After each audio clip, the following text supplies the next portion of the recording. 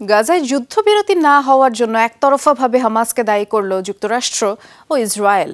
আর চুক্তির জন্য হামাসকে এক সপ্তাহের সময়ও দিয়েছে তেল আবিব, নয়তো রাফায় অভিযান শুরু হবে।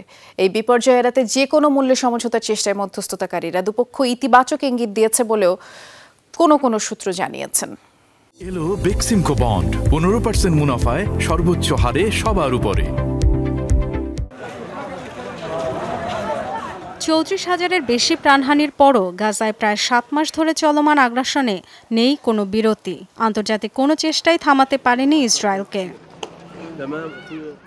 হামলা, খাবার ও ত্রাণের অভাবে গাজাবাসীর মানবিক বিপর্যয় যখন সব সীমা ছাড়িয়েছে, তখন রাফায় স্থল অভিযানের প্রস্তুতি নিচ্ছে তেল আবিব, যেখানে আশ্রয় নিয়েছে উপত্যকার অর্ধেকের বেশি মানুষ।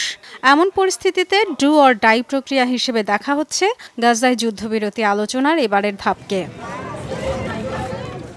হামাসের অন্যতম শীর্ষ নেতা খলিল আল হায়ার নেতৃত্বে একটি প্রতিনিধি দল পৌঁছেছে মিশরের কায়রোয়। এক সপ্তাহের মধ্যে চুক্তি চায় তেল আবিব, নয়তো রাফায় স্থল অভিযান শুরুর হুঁশিয়ারি দিয়েছে দেশটি। মধ্যস্থতাকারীরা জানিয়েছেন ৪০ দিনের যুদ্ধবিরতির শর্তে দুপক্ষের বন্দি বিনিময়ের কথা বলা হয়েছে চুক্তিতে। হামাস বিরোধী অভিযান বন্ধ হবে এমন কোনো শর্তে রাজি নয় বলে আগেই জানিয়ে দিয়েছে তেল আবিব, যদিও হামাস চায় স্থায়ীভাবে হামলা বন্ধ। বিশ্লেষকরা বলছেন, সামরিক অভিযান পুরোপুরি বন্ধ হামাসের দর কষাকষির মূল ইস্যু হলে আবারও তৈরি হতে পারে সংকট।